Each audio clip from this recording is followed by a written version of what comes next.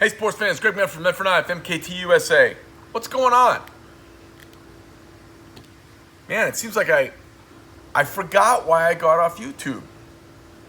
It's about, there's millions and millions of people and about 10% of them are shit-heeled trolls, which is just awful to deal with. This is a video going out to DLT Trading for some stuff going out to DLT. And I don't know, just let me, as an aside, they are, Paul and Jason at DLT, they've been like a really fantastic partner of ours, and I see them going into the future, even being stronger. They're just a very, very cool company, very good group of personalities, and really they're good for the knife business. Not everybody who's online for the knife world is good for the knife business. These guys are. They're solid. So I wanted to do a little promo for them and then talk a little bit about some of the knives headed their way. So without further ado, if you want to drop down, let's check out the knives. So these are some old school TFF ones with the Fat Daddy clip on them. I don't know if this is the new way. I don't know how these got made. I don't really know the details behind this, believe it or not. I just know when I saw these parts coming through, I was like, oh shit. And I think what happened was I decided the TFF-H was one of those things I wasn't in love with, and it seemed like instead of bringing the upsides of both models, it maybe brought as many downsides as the both models, and it lost some of its character. So I kept the plan form of the knife. I brought the sexiest part of the clip. I brought back the thinness of the chassis, and I went with our 187 blade. And this thing, this is the first knife pocket knife I ever designed. It's better than it's ever been. It's a super cool knife, and I don't know. I think S35 VN blade, S35, S35, all three of these are really cool, and they all have the original Fat Daddy clip on them. I know guys asked for this from me in the past, and I said no, and that's because I can't just hybrid everything. So as this came together, this is the way these ended up, and I think maybe we're making, I don't remember, however we're offering on the website is what we're offering these days, but these are really, really cool and super rare, and the first I've seen of the TFF1 coming out with the Fat Daddy clip. So just a cool knife. Got a obviously a Proxima here. You know, this finish, it turns out, is one of our just best, most tried and true finishes. This Terminator with a blackout blade, some stainless hardware. In this case, just plain titanium hardware. Now, what is this? Is this a bonfire or a campfire? Bonfire. All right, so we've got 3 bonfires here, guys. This is a knife that I kind of put together for, obviously, camp work. A lot of guys wear gloves when they're out, so you'll find this handle, if you're just barehanded, it's the teensy-weensy bit small, but when you put gloves on, you go, oh, okay, that makes sense. Same as the machete, because most guys these days, when doing heavy work, if they thought ahead to bring a heavy working knife, they'll usually have some light gloves on, and that changes the diameter of your grip a little bit.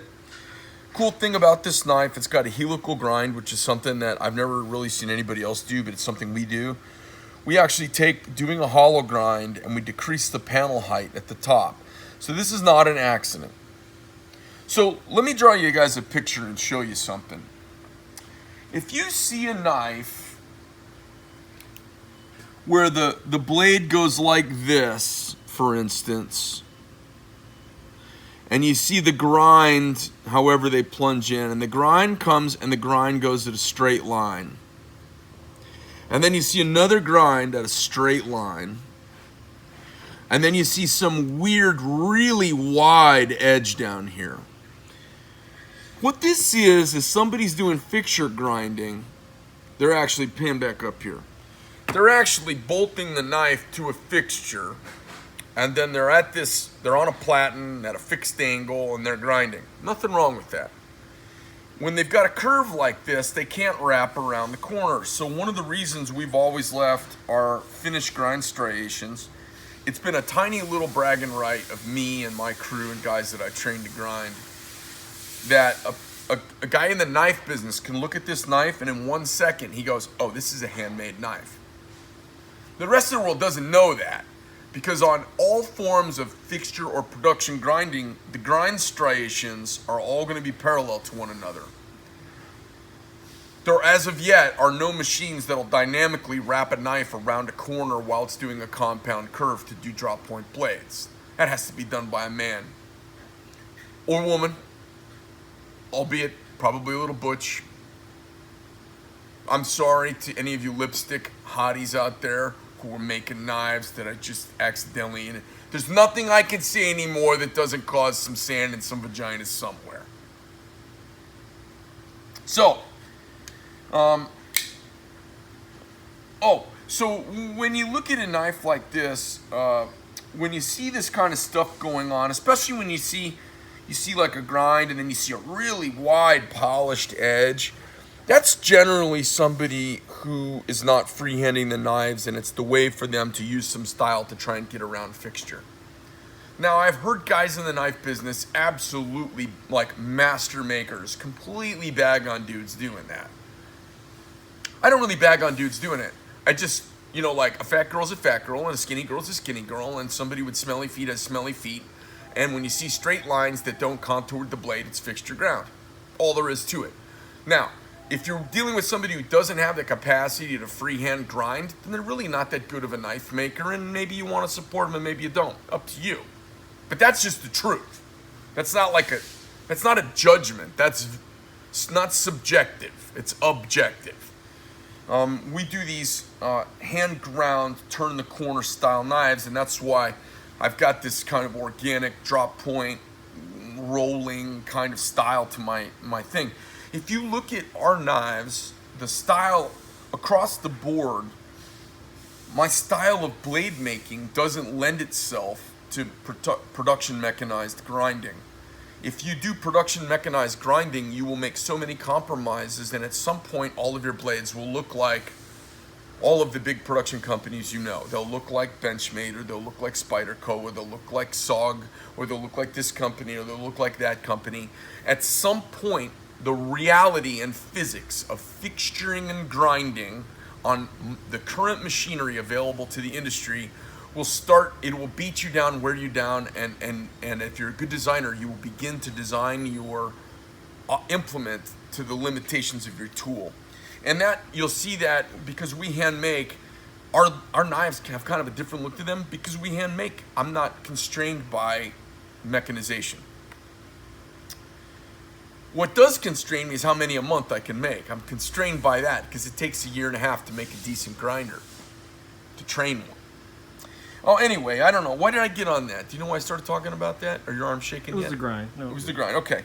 So, it was this. So we do this thing on here called the helical grind. Now, you can't do this with modern production grinding. So what we've done is we've drawn a panel. We scribe a panel down here. And then at the end, we decrease the panel height, which means while we're grinding, when we get to here, we begin to rotate and fall off the wheel. And what that does, if this panel height is, say, 0.8 inches, we can get this panel right here, between here and here, to taper to 0.6. And now I have a hollow grind that has the steepness and the material of a flat grind. So if we look here for a moment, a typical tip that somebody might do a flat grind or something like this of, say, 0.6 inch panel height. And this is the what we're looking at here is this end right here. As the grind comes up and comes out, this would actually, what I can do with a hollow grind by I can squeeze this. I can make this hollow grind the way some guys will do this. I can make a hollow grind a little bit bigger that has all that metal in it. And it's just got a little teensy bit more here because of the hollow grind, because I make this wall really short. If that makes any sense. So maybe I could draw the picture a little bit better for you guys. If you were to imagine this, and then you could imagine this. I think I drew that much better. So I can make this entire grind over here on the side of the knife. I can make that the right panel height, and I decrease the panel height as I get out to here. So over here, the panel height might be 0.8 inches, and over here the panel height might be 0.6.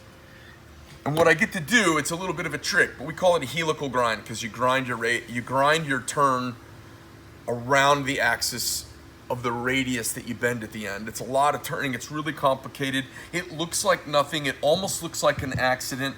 And when you see grinding going on these days where guys are doing the fixture grinding, you will see something that looks like this, but it's not that. This can only be done by hand. It's really subtle. There was one other guy out there who was making a Rambo style knife, and it was not Jimmy Lyle. It was another dude, and I think this is years ago, and I think he worked in Jimmy Lyle's shop, or worked with him, or they were buddies.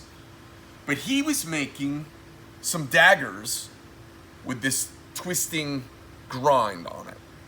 And he saw my knife, and he was like, I stopped by his booth, and I'm looking at his stuff, very rare, because they were really interesting grinds. And I went, who's grinding these? And he goes, I grind them.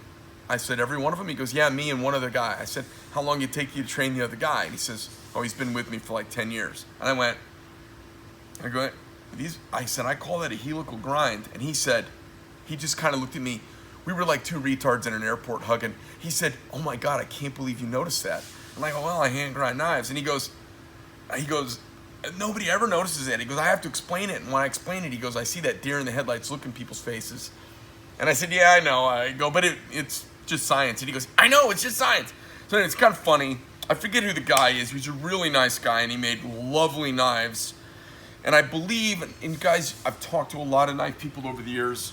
I believe he had actual billets made that had his tube handle, and there were forgings made. And then he ground down the knife forging with the billet handle, and it was all like monosyllabically reduced. In any case, that's the kind of grind we do. It's just on a camp knife, but it's a sophisticated way of leaving you a great hollow edge and giving you a really strong tip for all the things that happen when you're out there camping in the field. So, DLT Trading, check them out. A little bit of a knife lesson, a little bit of a grinding lesson. Their number is 877-622-2397, DLTtrading.com. Call up Paul out there. They are in Wisconsin, and they are great partners of ours. Anyways, Greg Medford, Medford Knife, MKT USA. Go to medforduniversity.com if you want to find out about grinding so that you are informed when you troll me. I'm out!